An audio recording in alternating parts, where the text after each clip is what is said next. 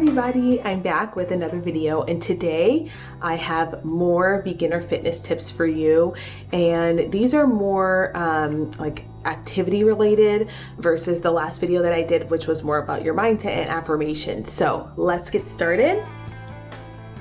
The first thing is to start small. I said this in my last video when I talked about something is better than nothing, and what that means is just do something every day that is a habit builder. So maybe you walk for 10 minutes every day. That's something small.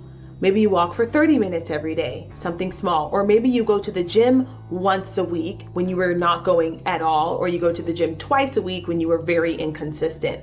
So the idea is not to make this huge jump so that you are overwhelmed, because the reality is a lot of people burn out on their fitness goals because they try to do too much too soon when it hasn't been an ingrained habit.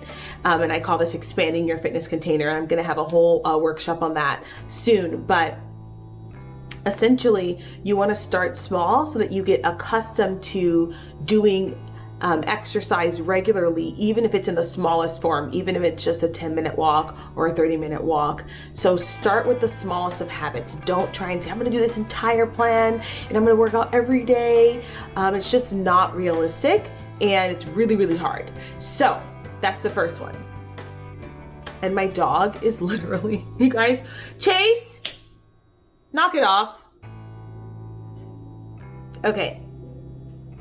As it relates to nutrition, the same thing goes for exercise. You want to start small. So instead of saying like, I'm never gonna drink soda again, or I'm only gonna have vegetables, or I'm never eating carbs, start small. Maybe it's that you eat healthy, maybe you would start incorporating more vegetables into your diet, or you swap out soda for LaCroix, or you limit your alcohol to 2 times a week, or you have a goal of putting protein at every meal. Those are small things that actually make a difference in the long run. Healthy people don't restrict food all the time. They have these foundational habits that they kind of keep throughout their entire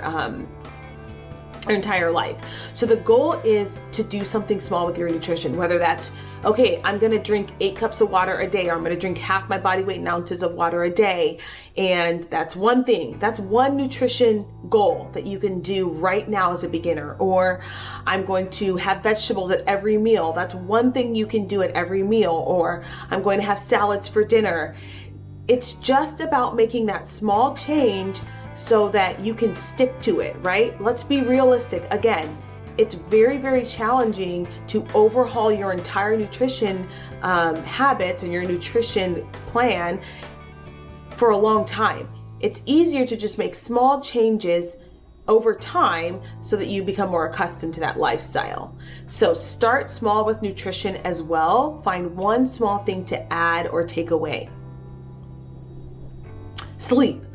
Oh my goodness, I think sleep is so underrated, and the value of sleep is very, very undervalued in the industry. Your body does a lot of things while you sleep. It repairs itself mentally, emotionally, physically, all of that stuff.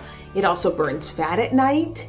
It rebuilds muscle at night. A lot of people think, well, if I go to the gym, I'm gonna build muscle. Yeah, you actually break down muscle in the gym. You repair it when you eat and when you sleep. So most people who do not get enough sleep are highly stressed, and stress raises your cortisol, and cortisol inhibits fat burning, and cortisol increases fat gain in most individuals. So when you sleep, you bring your cortisol levels down, allowing your body to do all the processes that help it burn fat. You guys, I have clients who I'm like, if you did not sleep, you do not get to work out today. You need to get your 7 to 9 hours of sleep for fat burning. That is essential. So that is a foundational habit you can begin to incorporate into your diet as well, into your lifestyle as well as a beginner. Make sure you're sleeping. That is so crucial. Lastly, this is kind of unique, but journal. Journal. There's a lot of mental and emotional change that comes with changing your lifestyle, particularly if you have been in this unhealthy lifestyle for a long time, you probably have a lot of habits ingrained. You have a lot of memories associated with food and exercise. And you really want to use your journal as a place to release that, as a place to write down your goals, as a place to process what's going on in your mind. I use journaling almost every day so that I can write down my goals, figure out what's bothering me. If I'm finding myself snacking a lot and eating a lot of sugar, I process that through my journal, because oftentimes it's because there's something else going on in my life and I'm trying to figure it out, but I'm using food as a mechanism for that. So make sure you are journaling, writing out your emotions, writing out what's going on through your day, writing out your goals. Those are things that are really beneficial when you're starting out on a journey, because you can also look back and see how far you've come.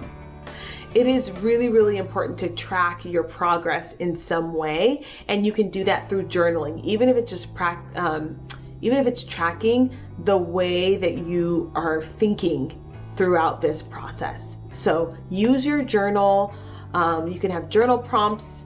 I have my Mindset Makeover that has journal prompts of all types. So if you want to download that, you can do that as well. The link is in the description box.